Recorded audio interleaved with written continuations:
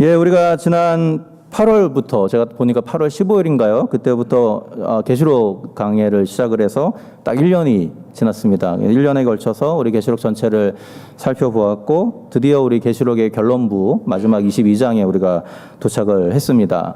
우리 쉽지 않은 내용의 말씀을 우리 끝까지 인내하고 들어주셔서 감사하고요. 우리 계시록의 주제가 인내잖아요. 인내. 끝까지 견디는 거. 예, 잘 견디셨습니다. 1년 동안. 예.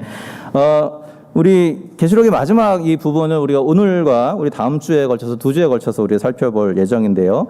이 결론부이기 때문에 우리 지금까지 나누었던 이 계시록 전체를 좀 정리하면서 우리 계시록이 던진 중요한 주제들을 다시 한번 환기하는 그런 형태로 좀 말씀을 나누면 좋겠습니다.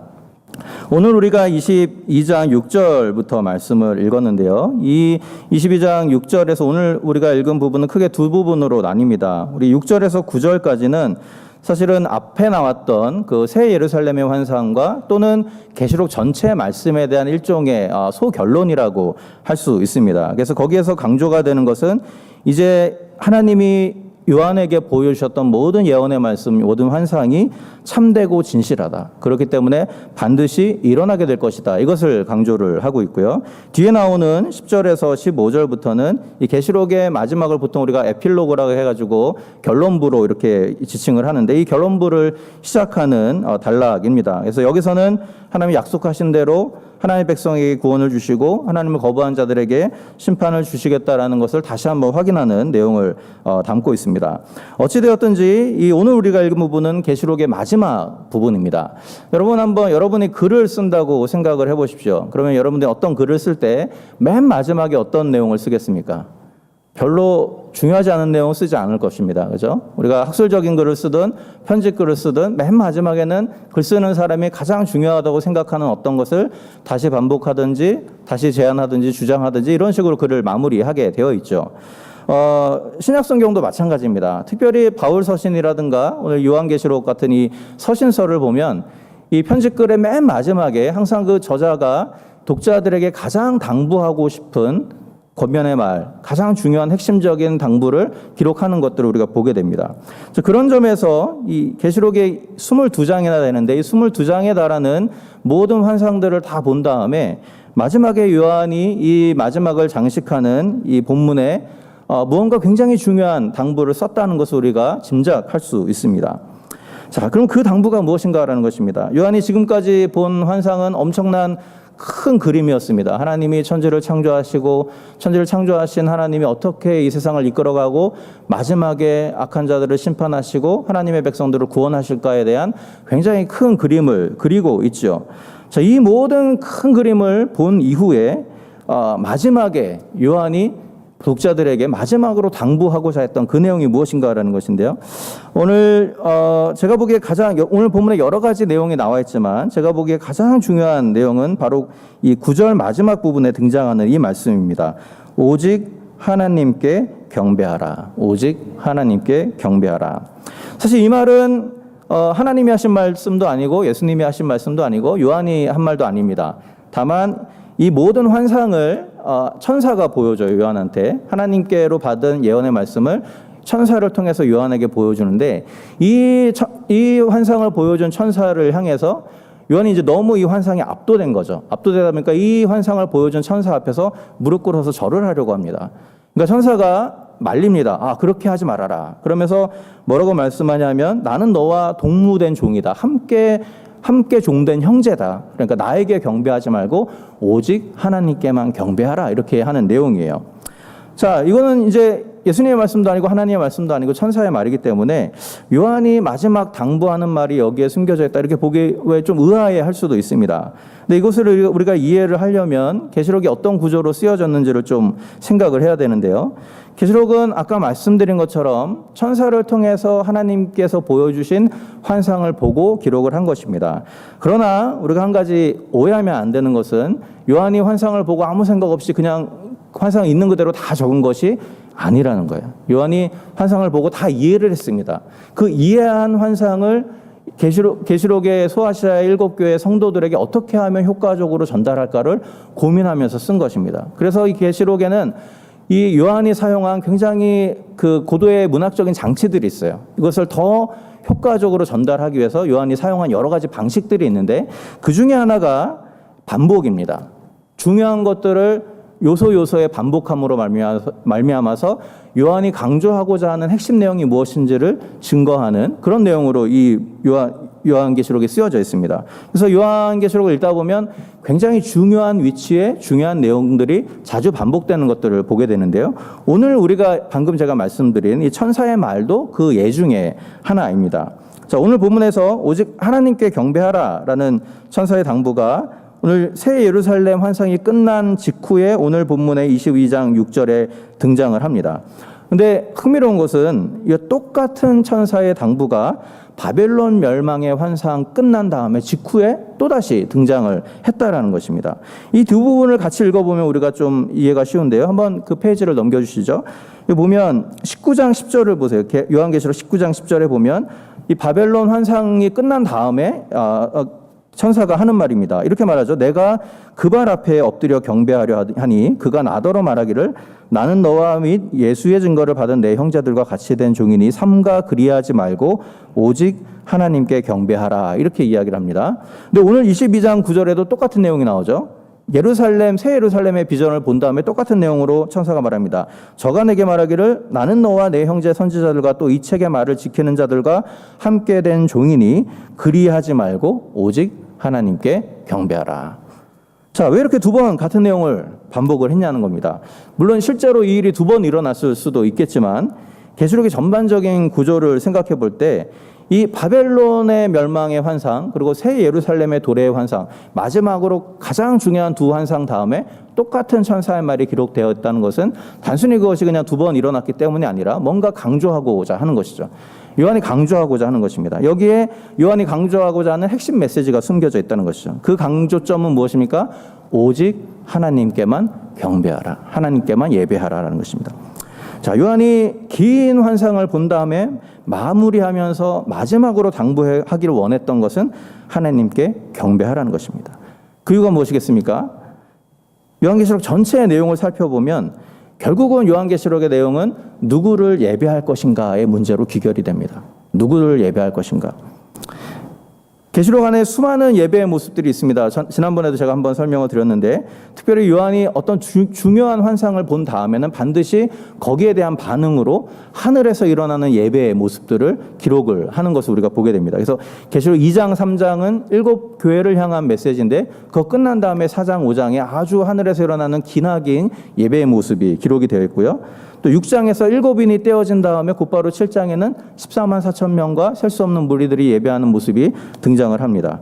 그리고 13장에 보면 두 짐승에 대한 예언이 나온 다음에 또 다시 하늘에서 예배하는 예배의 모습이 나오고 이 18장에 바벨론의 멸망이 소개된 다음에 19장에서도 어김없이 하늘에서 예배하는 예배자들의 예배의 모습이 등장을 합니다. 자, 그래서 복음성가나 찬송가에 보면 이 계시록을 가사로 지은 찬양들이 굉장히 많이 있습니다. 그 이유는 뭐냐면 계시록 안에 예배에 대한 내용이 굉장히 많이 있기 때문에 그래서 계시록의 예배에 대해서만 쓴 논문들도 굉장히 많이 있습니다. 예배학을 전공한 사람들은 항상 계시록을 공부합니다. 계시록 안에 수많은 예배의 모습이 있기 때문에 그래요. 그런데 이 천상의 감격적인 예배와 달리 이 하늘에서 드리는 예배와 달리 땅에서 드려지는 또 다른 차원의 예배가 계시록에 기록이 되어 있습니다. 그것은 바로 사단이 세운 두 짐승과 두 짐승의 우상에게 경배하는 자들의 예배의 모습입니다. 그것을 단적으로 보여주는 것이 계시록 13장이죠. 거기 보면 두 짐승이 나옵니다. 사단에게 의해서 권세를 받은 두 짐승이 나오는데 그들이 이적도 행하고 사람들을 미혹하여서 자기 앞에 또는 자기의 우상 앞에 사람들을 절하도록 만드는 장면이 거기에 나와 있습니다. 물론 1차적으로 이 모습은 당시에 헬라 사회가 우상으로 가득한 사회였죠. 우리가 아는 것처럼 제우스, 아프로디테 여러 가지 바쿠스라고 해서 바카스 신도 섬기고 여러 가지 신들을 섬기는 당시의 상황을 이렇게 묘사하는 것일 수도 있지만 더 구체적으로 말하면 황제를 신격화하여서 황제 앞에 절하도록 만들었던 로마 제국의 모습을 보여주는 말이기도 합니다. 근데 어쨌든 우상 앞에 절하든지 황제 앞에 절하든지 그 본질은 항상 같습니다. 모두 자기의 욕망을 채우기 위하여서 신적인 존재를 이용하는 것이죠. 그래서 결국 이 우상숭배나 황제숭배의 본질은 자기를 보존하고자 하는 자기 사랑에 있습니다. 자기를 너무 사랑하기 때문에 자기의 것을 지키기 위해서 무엇이든지 붙잡는 것입니다. 거기에 도움이 된다면. 그래서 신도 붙잡고 다른 것도 붙잡고 다 붙잡는 것이죠. 그들이 신을 의지했던 이유는 신에 대한 사랑이나 감사 때문이 아니라 신을 숭배하는 행위를 통해서 자신들의 야망을 이루기 원했기 때문에 신 앞에 절을 했던 것입니다. 바로 이러한 그들의 모습은 오늘 계시록에서 나오는 하늘에서 드려진 예배의 모습과 굉장히 다른 차이점이 여기에 있습니다. 계시록에서 하늘에서 드려지는 예배의 모습을 살펴보면 거기는 예배자 자신들에 대한 이야기가 하나도 등장하지 않습니다. 그들의 찬양은 모두 하나님에 대한 찬양이고 신실하신 하나님, 심판하시는 하나님, 자기의 말씀을 이루시는 하나님을 찬양하고 또 우리를 위해서 자신의 삶을 내어주신 어린 양 예수 그리스도의 은혜에 대한 감사의 찬양만이 나와 있습니다. 이 찬양과 경배를 통해서 그들이 무엇인가를 얻어내기 위해서 찬양하고 경배한 것이 아닌 것이죠. 왜냐하면 그들은 이미 하나님이 그들의 심판을 면하게 하셨고 가장 소중한 영원한 생명을 누리게 하셨다라는 것을 인지하고 있습니다. 더 이상 무엇이 필요 없는 것이죠. 그냥 하나님이 주신 은혜에 감사하면서 찬양하고 경배하는 것입니다. 자, 그러면 계시록이 이 전혀 다른 종류의 두 가지 예배, 하늘에서 드려지는 예배, 하나님의 은혜에 감사해서 드려지는 예배와 자기의 욕망을 이루기 위해서 땅에서 드려지는 짐승에게 드려지는 예배, 이 두 가지를 딱 붙여서 서로 대조하는 이유가 있겠죠. 무엇이겠습니까?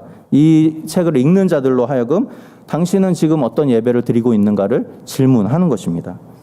계시록의 수신자였던 소아시아의 성도들, 그들은 자신들이 이 천상의 예배에 동참해야 한다는 것을 분명히 알고 있었습니다.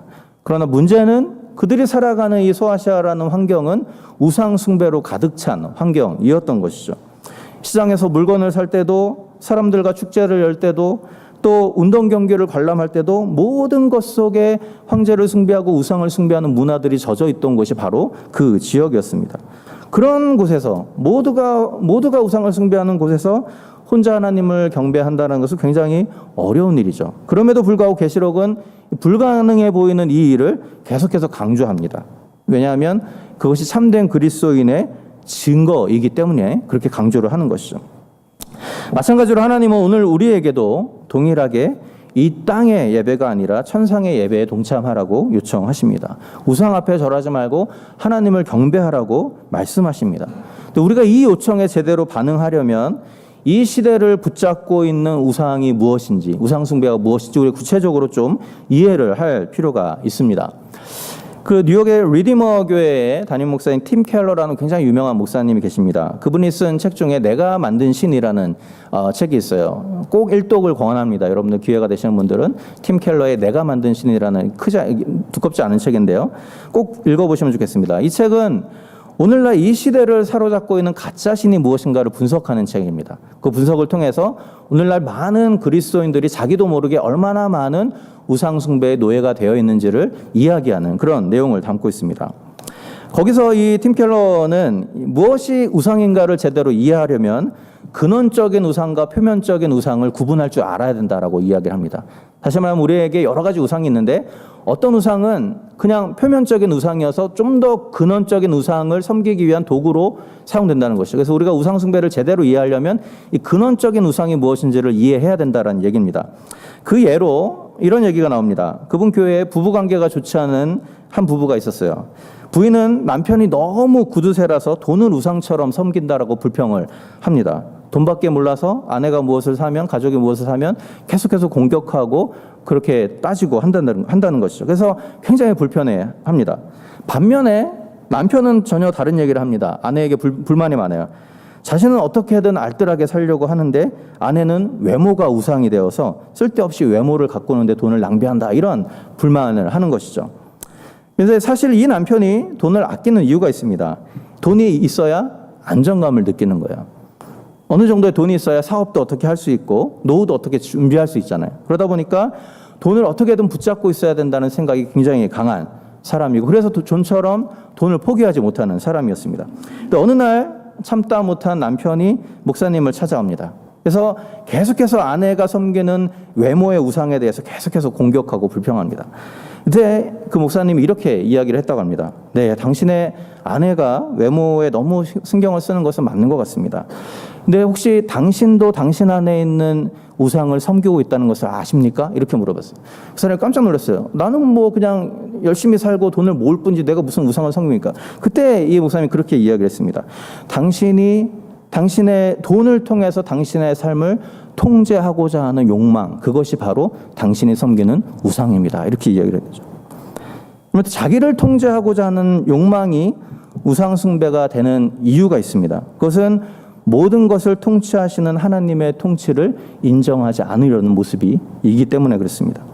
그 남편의 경우 언뜻 보면 돈이 그의 우상인 것처럼 보일 수 있습니다. 하지만 돈은 더 근본적인 우상을 섬기기 위한 표면적인 수단에 불과합니다. 그가 정말로 원했던 것은 돈이 아니라 돈을 통해서 어떻게든지 자기의 삶을 자기가 컨트롤하기를 원했던 것이죠.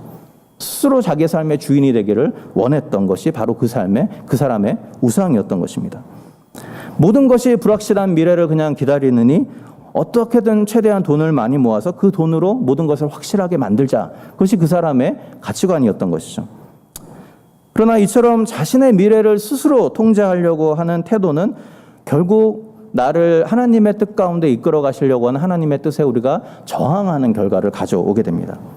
예수님처럼 우리의 기도는 나의 뜻대로 마옵시고 하나님의 뜻대로 하옵소서, 이것이 돼야 되는데 자기를 통제하려고 하는 사람은 이렇게 기도하는 것이죠. 하나님, 하나님의 뜻은 잠시 접어두시고 잠깐 내 뜻대로만 해주세요. 이렇게 기도하게 되는 것입니다.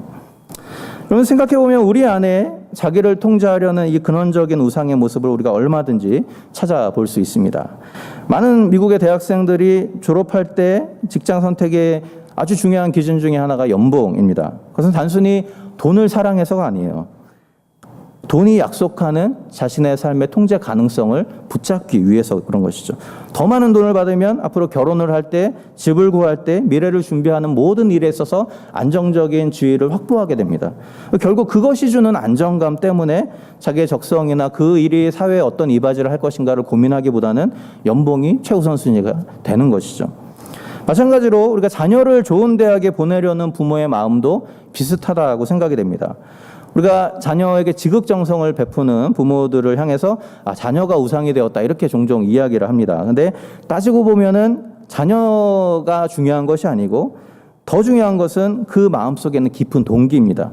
어떻게든 자녀에게 좋은 자녀를 잘 되게 만들고자 하는 그 마음의 심연에는 사실 자녀에게 좋은 스펙을 가지게 해주어서 자녀의 미래에 있을지도 모르는 불확실성을 제거해주고자 하는 마음이 있는 것이죠. 이 또한 사실은 자녀의 미래를 자기의 힘으로 통제해보고자 하는 자기 통제의 우상이라고 할 수 있습니다. 왜 이것이 우상 숭배가 되죠?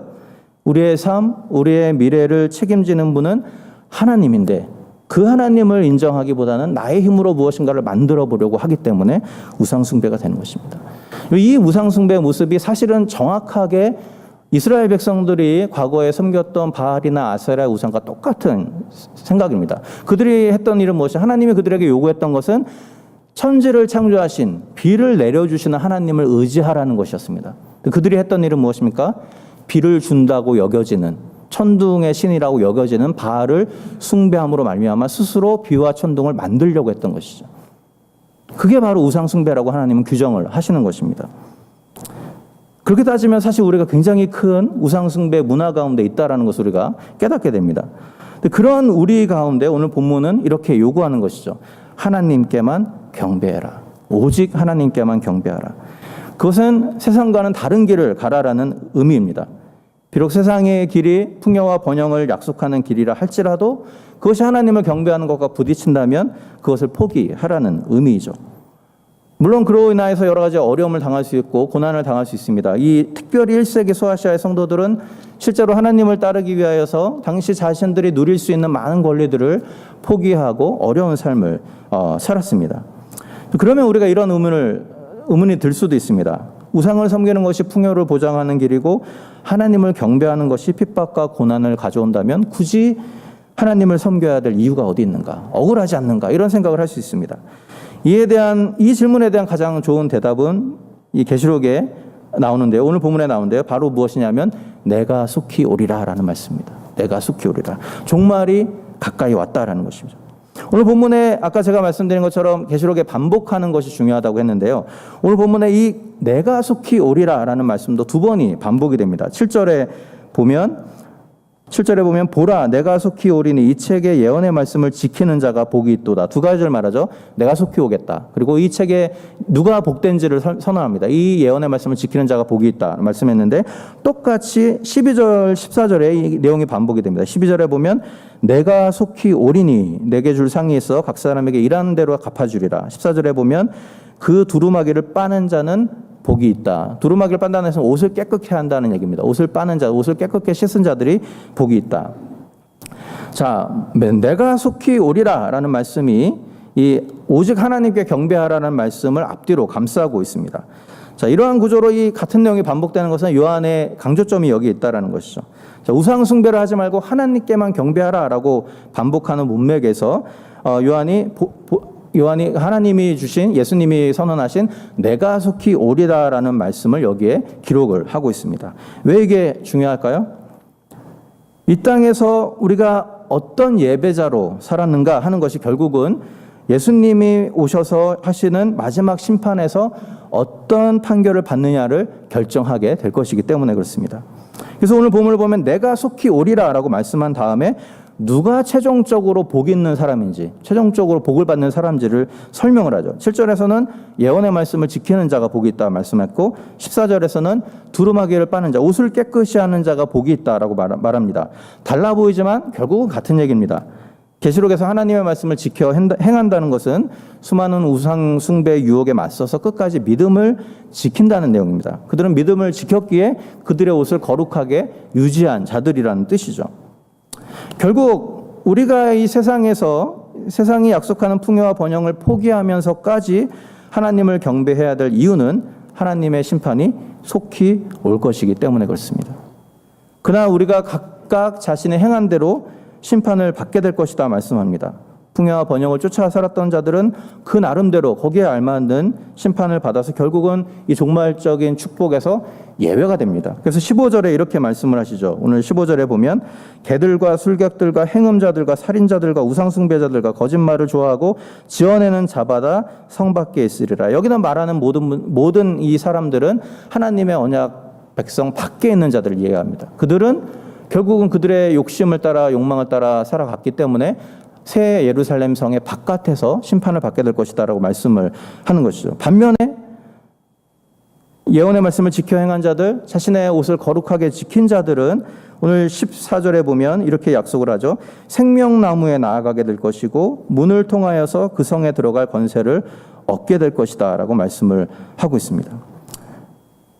결국 계시록은 그날이 속히 올 것이다 말씀합니다. 우리가 생각했던 것보다 더 빨리 또는 우리가 전혀 예상하지 못한 때에 그 순간이 올 것이라는 것을 다시 한번 말하죠. 그래서 10절에 보면 이렇게 말합니다. 이 책의 예언의 말씀을 임봉하지 말라. 이게 계시록 이 다니엘서에도 비슷한 내용이 나옵니다. 근데 다니엘서에서는 하나님 다니엘에게 환상을 보여준 다음에 그 책의 내용을 임봉하라 이렇게 말했어요. 근데 계시록에 와서 요한에게는 임봉하지 말라. 왜 그럽니까? 속히 임할 것이기 때문에 이제 다 이것이 완성될 것이기 때문에 임봉할 필요가 없다라고 말씀을 하고 있는 것이죠. 모든 것이 성취될 날이 가까이 왔다라는 것입니다. 이 땅에서 우상으로 가득한 이 시대 가운데 하나님만을 경배하는 일이 쉽지는 않겠지만 그러나 행한 대로 심판받는 날이 가까이 오고 있음을 우리가 인식한다면 그 일이 불가능하지는 않을 거라고 생각이 됩니다. 그날이 정말로 온다면 세상이 약속하는 부와 명예와 권력이나 이 모든 것들은 사실은 그냥 없어져 버릴, 그냥 시들어 버릴 꽃에 불과하다는 것을 우리가 깨닫게 되는 것이죠. 그래서 베드로 사도가 그렇게 이야기를 했죠. 풀은 마르고 꽃은 시드나 주의 말씀은 영원하다. 주의 말씀은 영원하다. 이 베드로 사도의 고백처럼 영원히 변하지 않는 그분과 그분의 말씀이 우리 인생의 본질적인 목적이 되어야 한다는 것이죠. 노스캐롤라이나의 서밋 교회라는 유명한 교회가 있습니다. 이 지난 10년 동안 굉장히 폭발적인 성장을 해서 많은 사람들이 주목하는 교회인데요. 성장을 했다는 것보다 제가 그 관련된 책을 읽으면서 놀랐던 것은 그 교회 성도들이 어떻게 하나님 앞에 반응했는가에 대한 내용들이었습니다. 이런 간증들이 많습니다. 그 교회가 그 교회에 다니는 전문직 사람들, 의사, 변호사 뭐 이런 전문직으로 구성된 한 그룹이, 한 10대 가정 그룹이 일부러 가장 가난한 지역으로 함께 이사를 갑니다. 거기에서 이웃들을 섬기고 그들과 같이 동행하면서 그들에게 복음의 빛을 증거하기 위해서. 그래서 그로 말미암아 많은 이들이 주께로 돌아오는 일들이 일어납니다. 어떤 소그룹은, 즉 우리로 말하면 구역이죠. 어떤 소그룹은 여러 가정이 함께 중앙아시아로 이주해 갔습니다. 거기서 사업을 하고 거기서 일을 하면서 중앙아시아에 있는 사람들에게 복음을 전하기 위해서. 놀라운 일이죠. 거기에 있는 많은 청년들, 다는 아니지만 일부의 많은 수의 청년들이 졸업을 한 다음에 직장을 잡을 때 보통은 우리가 가장 좋은 직장, 그죠? 가장 연봉을 받는 직장, 이런 것을 생각을 하죠. 근데 그것이 아니라 그 교회에서 그 교회 개척 프로그램이 진행되고 있는 도시를 찾습니다. 그 도시에 있는 직장에 취업을 해요. 그래서 그 교회에서 개척하는 교회에 함께 개척 멤버로 참여해서 교회를 세워가는 일을 하게 됩니다. 자, 이 모든 것들은 사실은 돈이나 성공을 통해서 자기를 통제하려는 욕망을 내려놓을 때에만 가능한 일입니다. 그들은 모두 자기를 통제하려는 욕심을 내려놓고 하나님을 위해서, 복음을 위해서 기꺼이 불확실한 삶으로 뛰어들어간 자들이에요. 물론 그로 인해서 여러 가지를 포기해야겠죠. 안전한 부자 동네에 살다가 가난한 동네로 이사오면 그로 인한 여러 가지 불편한 점이 있을 것입니다. 미국에 살다가 일부러 중앙아시아나 이런 곳으로 가면 후진국에서 겪는 여러 가지 어려움이 있을 거예요. 좋은 직장을 포기하고 연봉이 낮은 그런 곳으로 가게 되면 여러 가지 자기의 많은 것들을 포기해야 됩니다. 그러나 한 가지 분명한 사실이 있습니다. 이제 그들의 남은 인생은 그들 스스로 책임지는 인생이 아니라 통치자 하나님이 책임지는 인생이 되었다라는 것이죠. 그러니까 우리가 스스로를 통제하려는 우상을 내려놓을 때 하나님 비로소 우리 삶의 진정한 통치자가 되어 주신다라는 것입니다. 여러분, 오늘 이 말씀을 기억하면서 오늘 내가 영원한 하나님의 말씀을 추구하기 위해서 내가 내려놓아야 될 것이 무엇인가를 생각해보는 이 시간이 되면 좋겠습니다. 내가 주신 본질적인 사명을 쫓아가기 위하여서 내가 포기해야 될 것은 무엇인가라는 것이죠. 혹시 우리는 주를 위해 기꺼이 불확실한 삶으로 뛰어들어갈 준비가 되어 있는가? 아니면 여전히 나의 힘으로 나의 미래를 움직여보려고 노력하고 있는가? 이 질문을 우리가 우리 자신에게 던져볼 필요가 있겠습니다. 결국 스스로를 통제하려는 마음은 하나님에 대한 불신에서 비롯됩니다. 여러분, 이제 이 우리 마음속 깊은 곳에 숨어있는 이 불신의 우상, 스스로를 통제하려는 우상을 내어버리는 저와 여러분들이 되면 좋겠습니다. 내가 나의 삶을 책임지는 것보다 하나님이 책임져 주시는 것이 훨씬 낫습니다. 그렇죠? 왜 그렇습니까? 그분은 별 볼 일 없는 나를 위하여서 자신의 아들까지도 아낌없이 내어주신 분이십니다. 자신의 아들의 생명을 기꺼이 내어주신 분이라면 그분이 나를 위해서 무엇이든지 못하시겠습니까? 그분을 향한 신뢰와 믿음을 우리가 다시 한번 회복해야 한다는 것이죠. 그렇게 이제 우리의 인생의 운전대를 그 주님께 내어 맡기면 좋겠습니다. 그리고 그렇게 다른 모든 것들은 그분께 맡기고 오직 우리는 그 하나님만을 경배하는 일에 힘쓰는 우리들의 삶이 되면 좋겠습니다. 우리의 어떤 야망을 이루기 위해서 그분을 경배하는 것이 아니라, 어떤 문제를 해결하기 위해서 하나님 앞에 엎드리는 것이 아니라 그분이 나의 하나님이시기 때문에, 어린 양 그리스도의 희생적인 죽음으로 말미암아 내가 생명을 얻었기 때문에, 또 그 때문에 그분 때문에 나는 존재할 이유가 있기 때문에, 그래서 하나님 앞에 경배하는 저와 여러분들이 될 수 있기를 바랍니다.